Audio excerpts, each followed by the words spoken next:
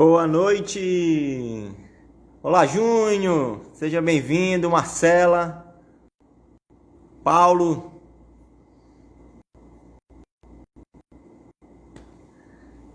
Fala, Lucas, beleza? Estamos já começando aqui. Hoje vai ter um bate-papo muito legal sobre gestão ágil. Vamos falar aí de um case muito interessante de implementação de metodologias ágeis, junto com a Lara Brandão. A galera aí que acha que só dá para usar método ágil em desenvolvimento de software, vai ver aí um case totalmente diferente, inusitado, né? Então, vai ser bacana. A Lara deve estar entrando daqui a pouquinho aí. E aí, Del, tudo bem? Valéria? Ó, o Anderson. E aí a gente vai falar sobre gestão ágil, como implementar a gestão ágil no seu dia a dia. A gente passou por uma transformação aí do nosso processo de gerenciamento de projetos, né? de projetos de arquitetura, né? Daqui a pouquinho também, dentro de alguns dias, a gente vai fazer uma live falando um pouco de gerenciamento de projetos ágeis. Vamos falar aí do case de como a gente construiu um hospital aí de 720 metros quadrados em 10 dias. Então vai ser legal, a gente está sempre trocando ideia aqui no Instagram. Então, muito obrigado pela participação de vocês. A Lara entrou aí, solicita a participação aí, Lara. No dia 21 a gente vai fazer uma live também com o Emerson, que é lá do Rio de Janeiro, sobre projetos de BPM ágil. E é sempre um prazer estar trocando ideia aqui. Seja bem-vinda, Lara! Oi, tudo Tudo bem? bem? Tudo ótimo. Bom, se apresenta aí pra gente. Bom, primeiramente eu queria agradecer o convite de participar aí desse bate-papo. Esse processo que a gente vai conversar, ele não é algo comum na nossa área, né, de arquitetura, então eu acho que vai ter muito a agregar aí para quem estiver assistindo a gente. E para quem não me conhece, meu nome é Lara Brandão, eu sou arquiteta, formada pela Universidade de Fortaleza desde 2012, e sou pós-graduada em arquitetura hospitalar, e já trabalho aqui na área, na Unimed Fortaleza, desde 2015. E aí a gente veio bater esse papo para conversar aí sobre essa implementação, que já está fazendo 3 meses que a gente está fazendo aqui. É isso. Legal, seja muito bem-vinda aqui no meu canal, Lara. A gente está sempre trocando ideia aqui sobre melhoria de processos, sobre gerenciamento de projetos e agora também sobre métodos ágeis, né? Então, é um case inusitado, né? Abordar a gestão ágil em um escritório de arquitetura, mas a gente vai ver que tem muita coisa que pode aproveitar e que é parecido, né? O gerenciamento ágil, as metodologias ágeis que estão sendo implementadas em vários segmentos, elas surgiram no desenvolvimento de software, né? Então, eles criaram um manifesto, né? E a base do manifesto era dizer assim, olha, a gente tem que focar no indivíduo e nas interações dos indivíduos, mais do que em processos e ferramentas, em software, em funcionamento, mais do que uma documentação abrangente, né? Ou seja, tem que ter uma entrega palpável, colaboração com o cliente, mais do que negociação de contrato. Pô, não adianta a gente negociar um contrato muito amarrado, e isso serve para o desenvolvimento de software, serve também para projeto de arquitetura. Não adianta eu fazer um contrato muito amarrado se o cliente não vai ficar satisfeito no final. O importante é que eu entregue o melhor projeto, o melhor produto possível para o cliente.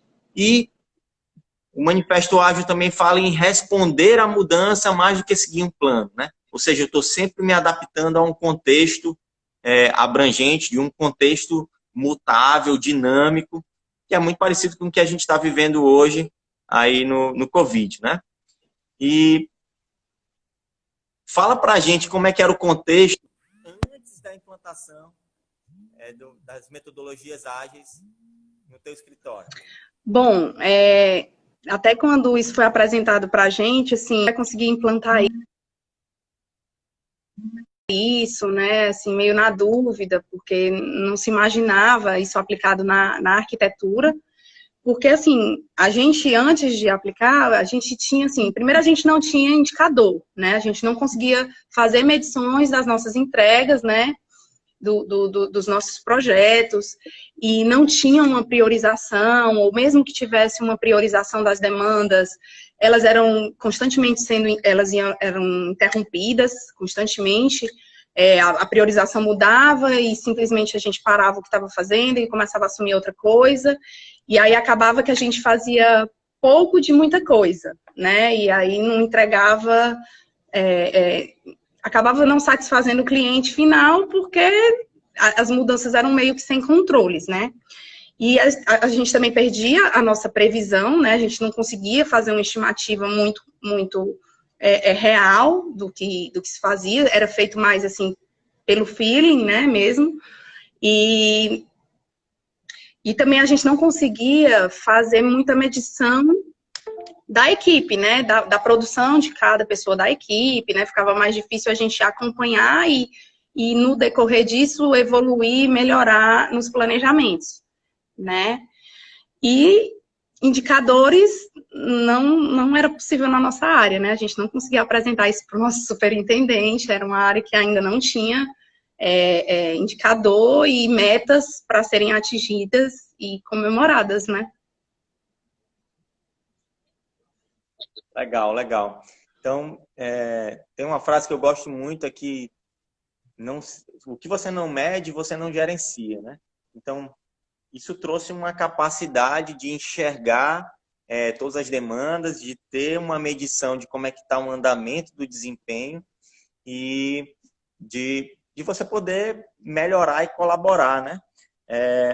Tem aí alguns princípios, né, que norteiam os métodos ágeis, que um deles é o empirismo, a auto-organização, a colaboração, né? Ou seja, a equipe toda está envolvida naquilo que vai ser entregue. Você percebeu alguma coisa que evoluiu nesse tema? Como é que era o acompanhamento, a interação com a equipe, como é que passou a ser depois da aplicação aí de metodologias ágeis? Teve uma melhoria, assim, visível, né? Porque a gente é uma equipe de 9 pessoas, fora alguns arquitetos externos, né?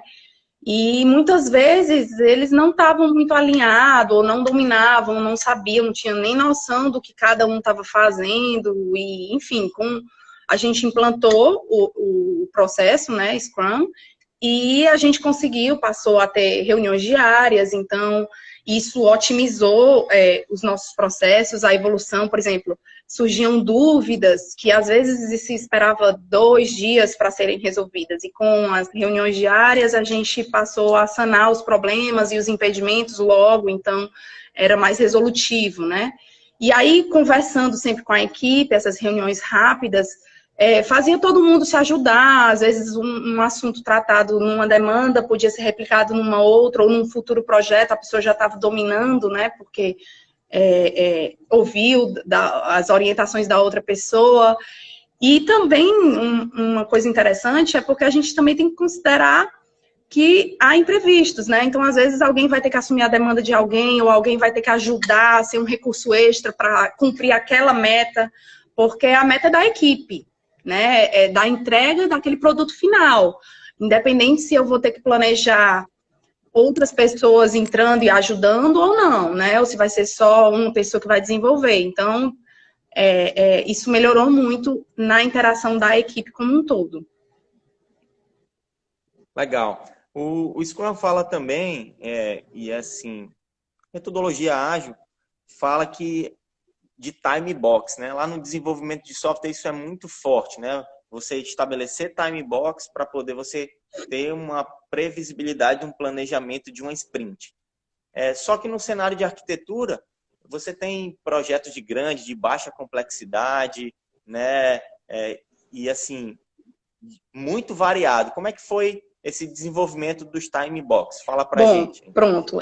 Quando a gente foi implantar, iniciou-se com, assim, um estudo, a gente estabeleceu um tempo determinou um período de análise, de avaliação, de mais ou menos quanto tempo demorava cada tipo de projeto.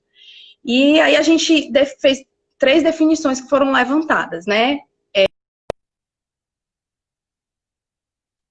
Desse projeto e as fases de cada projeto, né? Porque tem projeto que eu tenho várias fases, levantamento, estudo preliminar, executivo, projeto legal, enfim. E tem projeto que não, e tem projeto que não necessita de tudo isso, né? Então, a gente fez esse período de mais ou menos análise para chegar numa base de quanto tempo mais ou menos demoraria essas classificações que a gente estabeleceu, né? Isso era mais para nortear a gente, porque é importante entender que cada projeto tem sua especificidade, né? Então, às vezes, o projeto pode ser de grande porte, média complexidade, mas o tempo mais ou menos médio de fazer um levantamento físico, ele não é equivalente ao que a gente estabeleceu, porque lá é só um vão, entendeu? Então, assim, a gente tem que, com certeza, levar isso em consideração, mas a gente conseguiu ter essa base, né?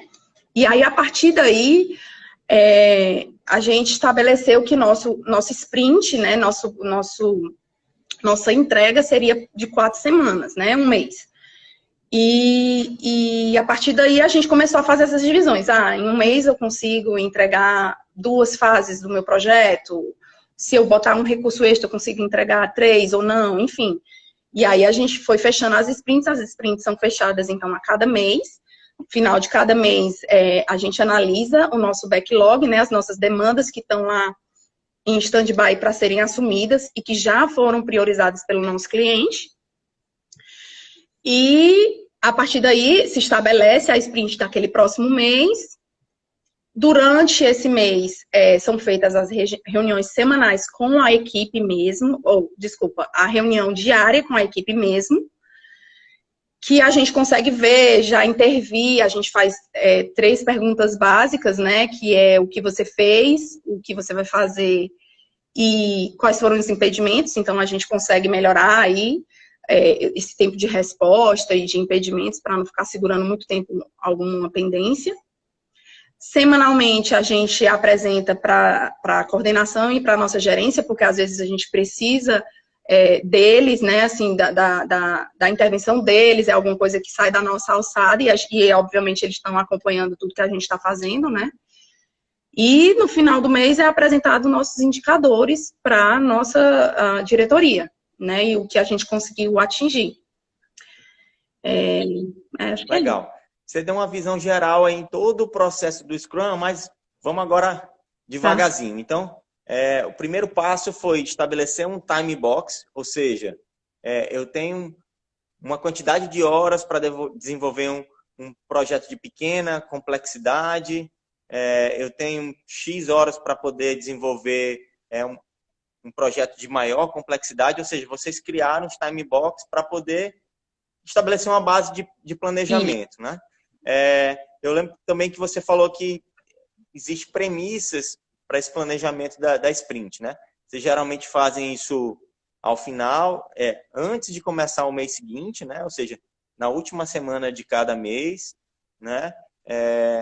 Você falou aí que deve ter uma quantidade enorme de projetos. Então, se estabelece um backlog, ou seja, uma lista de todos os projetos que vão ser atendidos, né? E aí, na metodologia, como você tem um time box, você tem a lista de projetos, tem um time box, você tem como fazer estimar quantos eu consigo botar naquela sprint, né? Da lista que eu tenho, eu consigo puxar. Legal.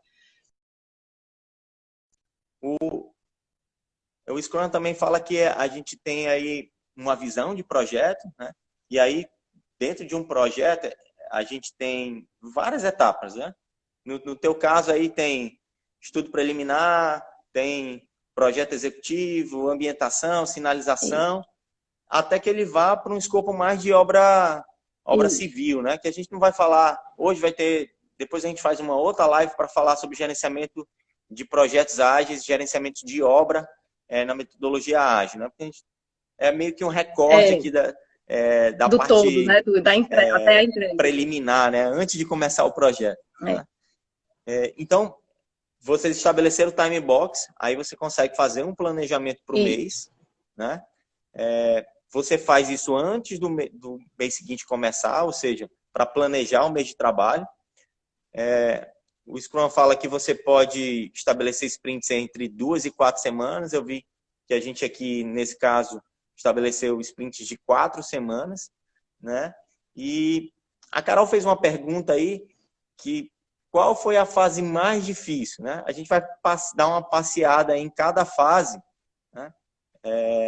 Mas aí guarda aí para poder a gente já responder para ela, né? Então, são sprints aí de 4 semanas. Então, você tem uma visão do projeto, o projeto tem várias etapas para seguir. Vocês conseguem entregar todo o projeto numa sprint só, ou você quebra isso no que o Scrum fala de releases de planejamento, né? Várias sprints para entregar o tudo. Isso, porque o projeto de arquitetura, ele, como eu falei, ele tem várias fases e, assim, a depender do porte dele, eu não consigo cumprir nessas 4 semanas, né? Um projeto pequeno, até a gente consegue. Às vezes a gente consegue fazer o levantamento, estudo preliminar e um projeto executivo dentro de um mês, às vezes em uma semana, a depender do tamanho dele, né? Mas para os grandes não fica possível, né? Fica inviável. Por isso que a gente fez essas separações, né? Então, eu tenho lá levantamento, tem um estudo preliminar, tem um projeto legal, ou tem um anteprojeto, tem um projeto executivo, tem um caderno de ambientação e de sinalização, né? Basicamente, assim, seria esse. E aí, se for um projeto pequeno, eu faço ele todo dentro de um mês, mas eu consigo inserir mais demandas, né? Mais projetos pequenos, ou enfim. Se é um projeto muito grande, provavelmente aquele recurso vai ficar focado nele, mas só vai conseguir focar em uma fatia dessa entrega como um todo, né? E aí a gente estabeleceu isso, 4 semanas eu acho que era o mínimo que a gente podia iniciar. Se der certo, a gente otimiza e reduz aí esse tempo, né? Legal. Então, estabelecemos o time box, agora a gente sabe quantas demandas a gente consegue entregar dentro dessas 4 semanas. Eu faço um planejamento. E aí esse planejamento é feito com a equipe, é feito só você com a gerência, a coordenação? Como é que funciona isso? O planejamento da semana, do mês, né? Você diz? Da próxima sprint. Do mês, a gente avalia o que conseguiu cumprir naquele sprint anterior, né? Às vezes, a gente tem uma meta de cumprir 85% do que foi estabelecido. Essa meta ainda não está muito alta, porque a gente está ainda no 3º mês de implantação. E, obviamente, que a gente vai melhorando e adaptando aí, sentindo como é a evolução desse novo processo. E, caso eu não cumpra os 100%, né, a gente vê o que a gente vai ter que replanejar para o mês seguinte. A gente avalia isso com a coordenação, com a gerência, também com o nosso cliente, né, que é a diretoria, porque, enfim, tem as questões das priorizações e eles têm que estar sempre cientes. E é conversado com a equipe para designar demandas, né, a gente vê o que aconteceu, o que não foi feito, por que não foi feito, as lições aprendidas, e tenta traçar estratégias aí para não repetir e otimizar o próximo mês, né? Show, show. Então, venci essa etapa do planejamento, eu vou para a implementação aí da minha sprint para poder entregar tudo que estava previsto para aquele mês, né? Como é que é feito esse acompanhamento no dia a dia? Vocês têm a prática das reuniões diárias? Como é que funciona isso no dia a dia? Eu até falei um pouquinho antes, né? Mas é isso mesmo, a gente... Vamos esmiuçar agora, para a galera entender mais, né? Porque o Scrum tem esses ritos, né? Tem o rito do planejamento do projeto como um todo, né? Depois que você define os time box, você vai para uma rodada de implementação e aí tem reuniões diárias. Como é que essas reuniões diárias, o que isso trouxe de positivo? Pronto. Diariamente a gente tira aí de 15 a 30 minutos para conversar com toda a equipe que está destinada. Dá um tchau pro Elias aí, ó. Oi, Elias. Tu tá com moral, viu? Ele estava aqui, inclusive, antes. Mas, enfim, a gente se reúne diariamente com a equipe mesmo que está designada as demandas para cumprir naquele mês, certo? Então, todo dia, no começo do dia, para startar o dia, A gente conversa, pergunta o que fez, o que não fez, se cumpriu algum objetivo que tinha que fazer no dia anterior e qual foi o impedimento. Se der, já se resolve, já se conversa. Se não der, a gente leva para alguém que possa resolver e tomar a decisão, né? Então, diariamente a gente tem essa reunião que a gente acha que está agilizando bastante aí essas pendências. Semanalmente, como eu falei, a gente faz a reunião com a coordenação e a nossa gerência. A gente apresenta a situação e o indicador daquele mês, ou daquela semana. Por quê? Se eu estiver vendo que a minha evolução não está da forma que deveria ser, né? Se eu tenho 100% para cumprir naquele mês, e na minha segunda semana eu não cheguei nos 50%, eu estou atrasada, eu tenho que entender por que eu estou atrasada e tentar intervir de alguma forma para evitar o meu atraso no final do mês. Eu vou precisar de um recurso extra, ou tá faltando a validação de alguém que não me libera. Então, isso é levado para nossa gerência e coordenação para que seja buscada uma solução e a gente consiga intervir. Ou se eu vou ter que abrir mão de um projeto menos prioritário, porque o outro não pode atrasar de forma alguma. Então, a gente consegue fazer essa adaptação se necessário. Porque a ideia dessa sprint é que, na verdade, não mude, né? Que eu não insira nada nesse processo, que eu consiga entregar no final o que eu planejei no começo. Né? A gente conseguiu reduzir muito as inclusões de processo não planejados, né? Antes, como eu falei lá no início, a gente não tinha muito esse controle. Era urgente, entrava, parava o outro, enfim. E agora não, a gente está conseguindo ter um controle melhor, teve uma redução satisfatória, acaba que às vezes sim, tem demandas urgentes, né, que a gente tem que entrar e fazer, mas deu uma melhorada muito grande, e aí a gente também já vai fazendo nossos planejamentos, considerando que vão ter demandas que são emergência e tem que fazer, né? E no final do mês é apresentado o nosso indicador, né, total do que a gente alcançou. Com certeza. Eu acho que esse é o principal desafio, né? A Carol fez uma pergunta, o que seria aí o principal desafio? Eu acho que esse é o principal desafio, né? Honrar a sprint, fechar a sprint e não mudar, né? Como a gente vinha num cenário aí de priorizações quase semanais de projeto, né? Trazer essa metodologia com a sprint de 4 semanas, eu acho que esse foi o maior desafio e continua sendo o maior desafio. Sim, com certeza. Né? E aí você falou que tem uma reunião semanal, que aí você faz o acompanhamento de como é que está o andamento da semana, né? O que tem para as semanas seguintes, e isso vai se acumulando até chegar na medição lá das 4 semanas, ou seja, da conclusão da sprint, isso. Né? Isso é bom até, Wellington, para a gente poder verificar o que está acontecendo, né? E, por exemplo, por que não atingiu a sprint? Quais foram as mudanças que foram inseridas? É alguma coisa que a gente tem como melhorar e evitar que aconteça no mês seguinte, né? Então, a gente vai depois lapidando isso aí. Show. O Paulo perguntou aqui qual é a periodicidade de revisão dos prazos e objetivos e em qual momento a equipe tem espaço para contribuir com o processo em si, né? Ou seja, tanto no processo de planejamento como de melhoria de lição aprendida que acontece durante a sprint.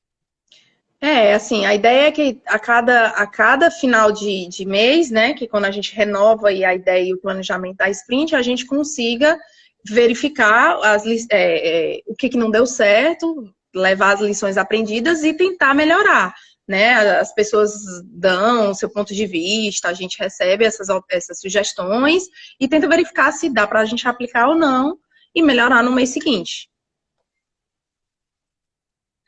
Legal.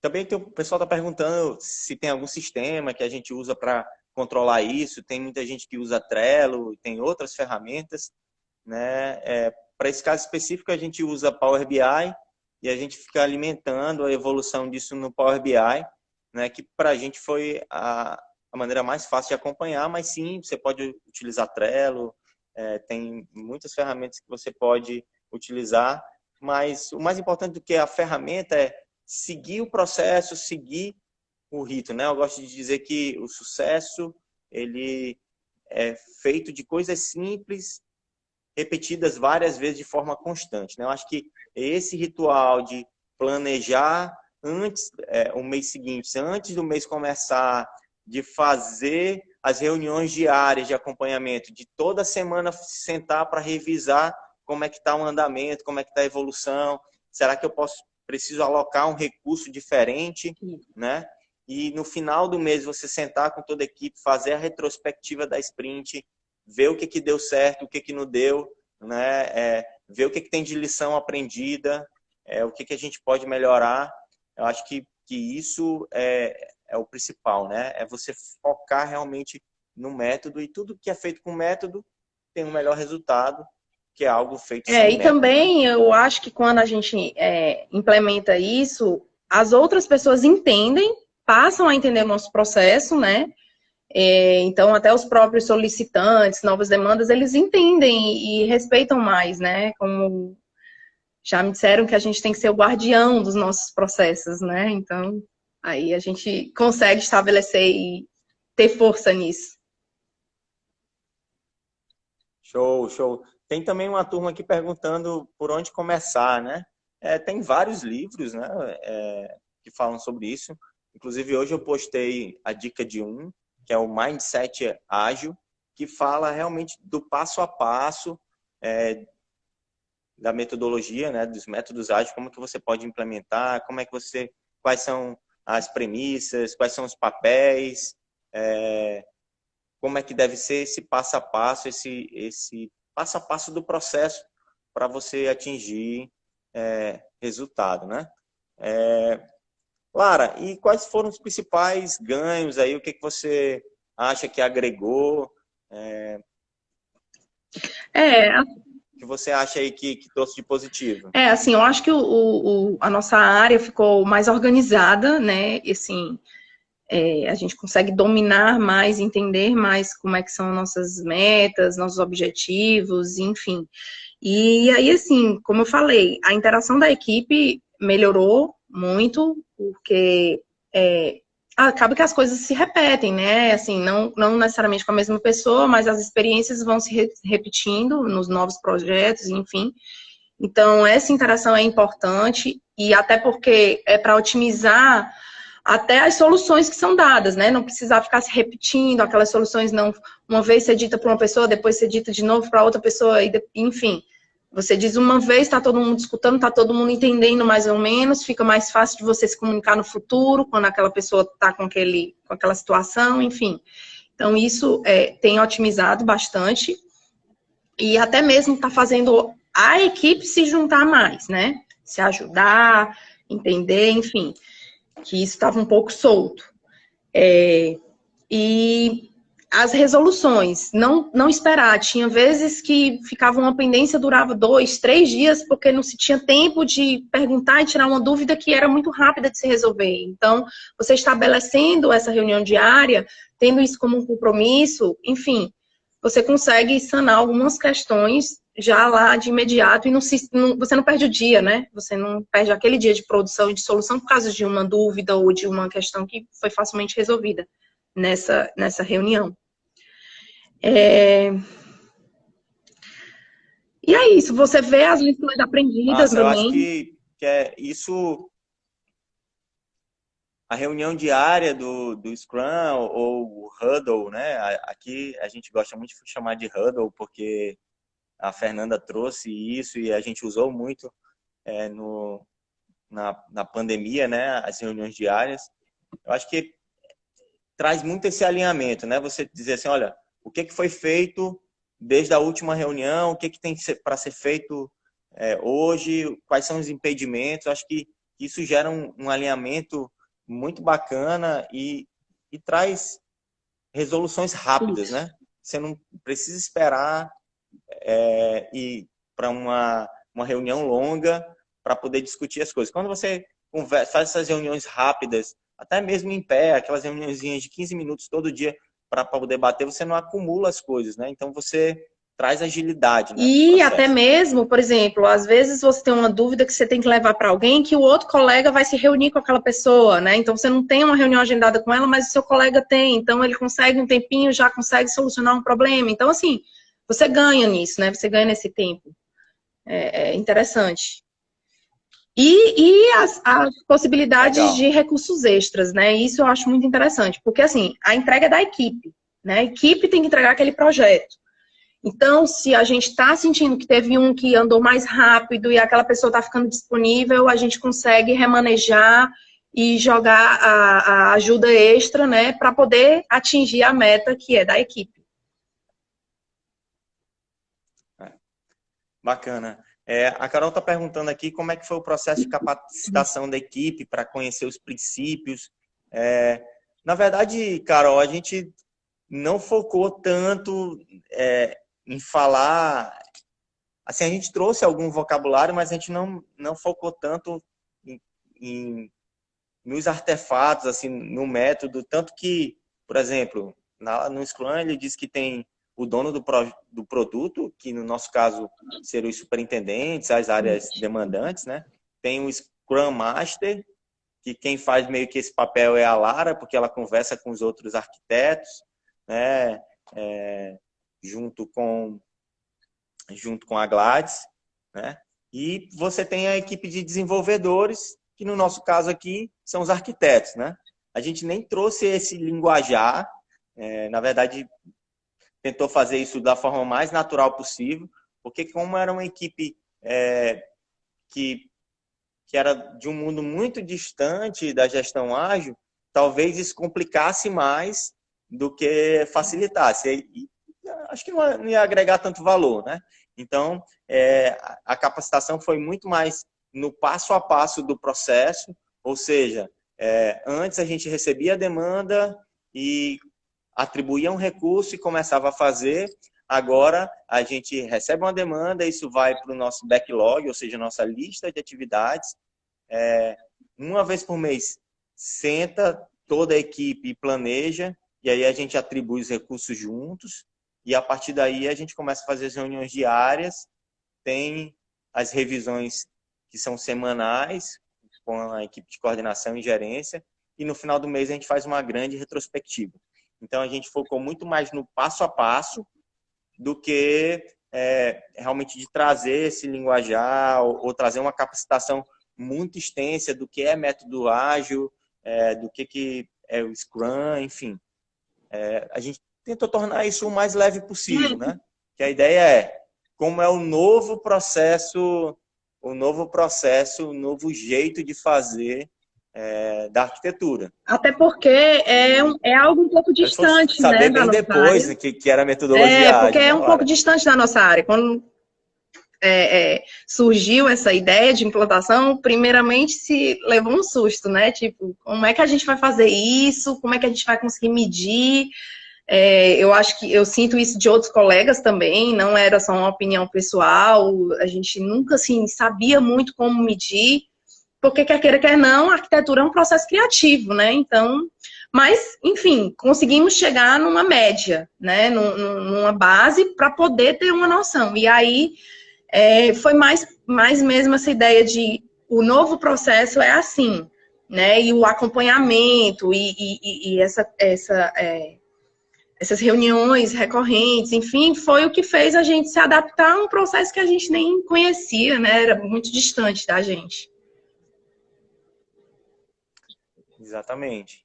A ideia é trazer agilidade, aumentar a produtividade através de uma mudança do processo, né? E a mudança do processo foi realmente implantar a metodologia Scrum, né? Implantar toda essa filosofia e aí tem sido muito produtivo, né? Eu acho que ainda tem alguns desafios, tem muitos desafios a superar. Um dos primeiros desafios que a gente superou foi realmente estabelecer uma base de medição, ter o controle dos indicadores, ver o desempenho da equipe, né? A gente está trabalhando aí, já está vencendo, mas ainda tem um caminho a seguir de ser o guardião da sprint, de fechar a sprint e não mudar, né? Acho que isso a gente tem que caminhar. E essa questão de lição aprendida, de retroalimentar a melhoria do processo, de fomentar a troca entre os arquitetos, porque tem arquitetos de diferentes idades, né? Tem a turma que tem 50 anos, tem uma turma que tem 25, e nivelar todo esse conhecimento e essa maturidade num ambiente que é muito plural, Isso. né? E uma grande dificuldade assim que eu senti no início dessa implantação foi como a gente ia controlar, né, e acompanhar semanalmente isso. Como é que ia ser esse objetivo para o indicador, né? Isso a gente fez alguns testes, tentamos algumas vezes, até antes mesmo de implantar a sprint propriamente dita, né? Mas a gente conseguiu chegar aí no Power BI e tudo, depois numa solução final que alimenta o Power BI, e ficou bem legal, e eu acho que tá assim, tá fácil, a leitura é fácil, todo mundo entende. O controle semanal fica fácil, porque a gente sim preenche semanalmente, né? Uma coisa que a gente não comentou, né? Além da reunião diária e semanal, quando a gente apresenta para a gerência e para a coordenação, tem um indicador daquela semana, né? Então, no início daquela semana, na primeira semana daquele mês, eu coloco se eu já iniciei ou se eu não iniciei a demanda, né? Então, a gente estabeleceu aí umas porcentagens, se eu já cumpri 20%, 60% ou 100%. E isso vai me dando o meu resultado do meu indicador, que foi aquilo que eu falei, que se eu chegar na segunda semana e não estou com 50%, então eu tenho que, tem alguma coisa que eu tenho que fazer para conseguir atingir, senão eu não vou cumprir minha meta, né? Então, fico feliz que agora a gente já chegou numa solução legal e fácil de se acompanhar. Esse marco das medições e revisões semanais é muito importante porque você vê que se não está legal, tem como fazer alguma coisa ainda durante o mês para poder correr atrás, né? Para poder talvez mudar um recurso, colocar colar algum outro recurso para poder você conseguir atingir o resultado, né? São todos projetos internos, né? Por mais que a Unimed Fortaleza seja uma operadora de plano de saúde, tem muito projeto, É uma quase construtora. quase uma construtora, né, Lara? Então, é muito bacana, bacana ver essa evolução, né? Mesmo sendo de um segmento diferente de tecnologia, né, arquitetura, mesmo tendo um processo que é mais voltado para o âmbito criativo, mesmo assim, você pode medir, você pode monitorar, você pode controlar, você pode tomar ações de correção do curso se o negócio não estiver indo bem, Isso. né? E isso é muito legal. E com relação assim, ao clima com a equipe, o que a turma está falando, mesmo assim sendo de um cenário tão distante, o que o pessoal tem dito disso, né? No começo foi. Se funciona, se não funciona, lógico. No começo ficou um pouco confuso. Aquela pegada, né? 1% melhor a cada dia, né? Assim, a gente tem que ser melhor hoje do que foi ontem, Isso. né? Mas... no começo a gente, como eu te falei, não é da nossa área, né? Então, eu senti assim, um pouco mais dessa dúvida e tal, mas assim, o pessoal tá dando sugestão, tão gostando, tão entendendo como é, assim, ainda como estamos no terceiro mês, né? Ainda às vezes surge alguma dúvida numa situação diferente, que a gente não entende direito, mas aí a gente já vai solucionando e se adaptando. E eu acho que tá dando certo, assim, eu acho que eles estão entendendo, todo mundo está entendendo como qual é o objetivo, né? Que a gente tem que cumprir uma meta, entender as cobranças, entender por que às vezes a gente tem que cobrar um pouco mais, ou enfim, porque agora a gente tem uma meta e a gente tem um indicador, né? Então a gente não pode simplesmente ignorar isso, né? Então fica até mais. Fica melhor, né, da gente justificar esse objetivo, vamos dar um gás, enfim. Ficou legal, eu acho que o pessoal tá gostando e é diferente, né? Diferente para nossa área. Muito legal. Estamos caminhando aqui para o final da nossa live.